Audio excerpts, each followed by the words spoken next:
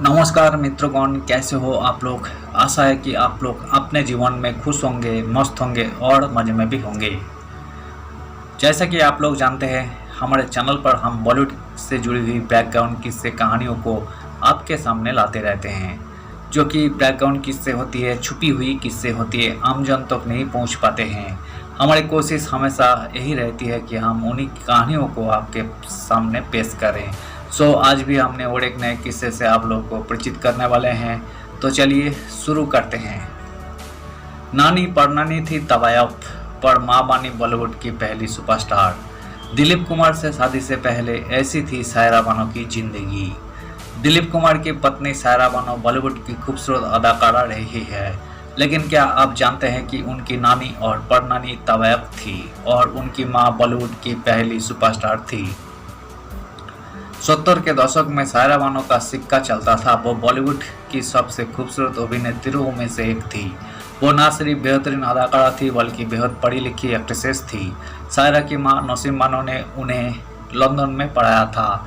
सायरा बानो की मां नसीम बानो बॉलीवुड की पहली सुपरस्टार थी, लेकिन ये मुकाम पाने के लिए नसीम बानो ने बहुत संघर्ष किया। उनकी मां और नानी तवायफ थी। उस जिंदगी से निकलकर फिल्मी पर्दे पर आना और सुपरस्टार बनने की राह बहुत मुश्किल थी।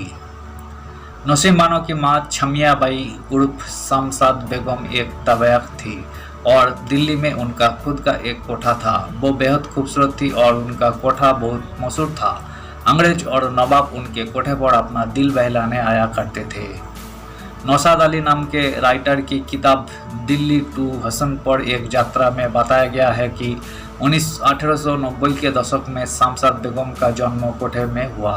उनकी मां जुम्मन बाई उस कोठे में तवायफ थी और जब वो महज 7 साल की थी तब उनके पिता ने उन्हें इस कोठे में बेचा था। पिता को बेटी बोझ लगती थी, इसलिए वो अपनी बेटी को हसनपुर के एक कोठे में बेच आए थे। जुम्मन कई बार कोठे से घर भागने की कोशिश कर चुकी थी, जिससे तंग आकर कोठे के मालकिन ने उन्हें दिल्ली भेज दिया, जिससे वो अपने घर ना भाग पाए। दिल्ली में जुम्मन कैद हो गई और जुम्मन बाई बन गई। 13 साल की उम्र से जुम्मन से तवायफ के तौर पर काम कराया जाने लगा। उन्होंने इसे अपने तकदीर मान लिया और 18 साल की उम्र में कोठे में काम करने वाले रतन सिंह से जुम्मन की एक बेटी हुई, जिसका नाम रखा गया शमशाद। शमशाद आगे चलकर छमिया बाई नाम से मशहूर हुई। छमिया 13 साल की हुई तो वो भी नाच गाने के काम में लग गई।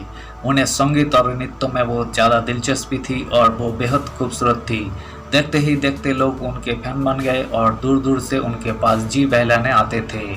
उनकी खूबसूरती के एक कदरदान उनसे इतने ज़्यादा प्रभावित हुए कि उन्हें अपने साथ ले जाना चाहते थे। हसनपुर के नवाब अब्दुल वहीद खान वो छमिया के इस कदर दीवाने थे कि मनचाही रकम देकर उन्हें अपने साथ ले जाना चाहते थे, मगर एक अंग्रेज अफसर ने उनकी तन गई।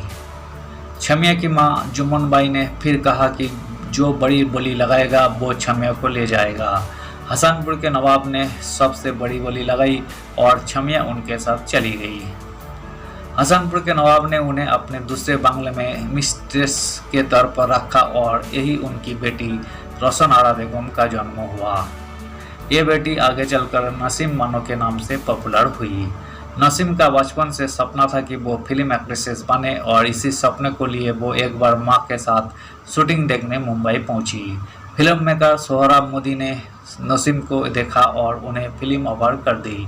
अपनी मां को मनाकर पढ़ाई बीच में छोड़कर नसीम मुंबई शिफ्ट हो गई। इसके बाद नसीम ने पीछे मुड़कर नहीं देखा, एक से एक फिल्मों में काम किया और उनके पास काम की लाइन लग गई। नसीम आगे चलकर भारत की पहली महिला सुपरस्टार बनी। नसीम ने फिल्म प्रोडक्शन से जुड़े एहसानुल हक नाम के शख्स से शादी की और इनकी बेटी के रूप में पैदा हुई सायरा बानो। सायरा बानो के एक भाई भी हुए जिनका नाम सुल्तान रखा गया। सायरा बानो 23 अगस्त को मसूर में पैदा हुई थी। सायरा के जन्म के 3 साल बाद भारत पाकिस्तान का बंटवारा हुआ तो उनके पिता पाकिस्तान चले गए। सायरा की मां का काम मुंबई में था, इसलिए उन्होंने भारत छोड़कर जाने से मना कर दिया। नसीम अपनी बेटी सायरा के साथ यही रही और वहां पाकिस्तान में उनके पिता ने दूसरी शादी कर ली। यहाँ नसीम अच्छे पैसे कमाने लगी थी और अपने बच्चों को पढ़ाई के लिए लंदन भेज दिया। सायरा को बचपन से ही फिल्में अट्रैक्ट करती थी। वो माँ की फिल्में देखा करती थी और उनकी तरह ही एक्ट्रेसेस बनना चाहती थी। उस समय दिलीप कुमार भी फिल्मी दुनिया में अपनी पकड़ बनाने लगे थे। नसीम मानो और दिलीप कुमार ने साथ में कई फिल्में की थी और दोनों दोस्त भी थे। सायरा जब भी भारत आती थी यहाँ की फिल्में देखा करती थी। सायरा बानो बचपन में दिलीप कुमार से शादी के सपने देखती थी।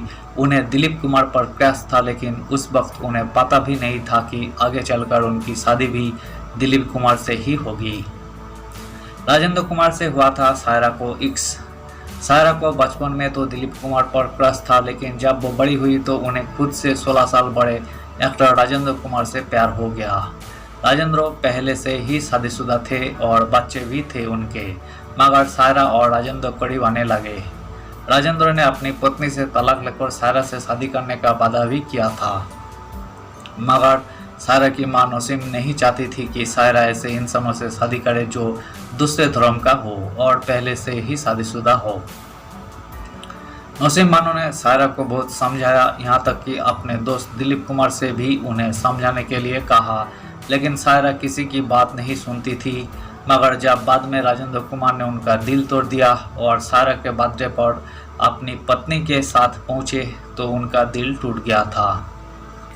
दिलीप कुमार जब उन्हें समझाने लगे कि तुम खूबसूरत हो, समझदार हो, तुमसे तो कोई भी शादी कर लेगा, तो उन्होंने दिलीप कुमार से कहा कि तो फिर आप ही कर लीजिए मुझसे शादी। ये सुनकर दिलीप कुमार शक होकर गए, मगर बाद में उन्होंने सायरा से शादी के लिए हाँ कर दी। सायरा भी राजेंद्र कुमार से खफा थी और गुस्से में उन्होंने दिलीप कुमार से शादी के लिए हाँ कर दी थी, मगर बाद में वो दिलीप की ऐसी दीवानगी हुई कि लोग उनके मोहब्बत के मिसालें देने लगी। जब दिलीप कुमार ने कर ली थी दूसरी शादी, सायरा बानो और दिलीप कुमार की कोई संतान नहीं हो रही थी। एक बार सायरा प्रेग्नेंट हुई थी, मगर उनका मिसकैरेज हो गया था।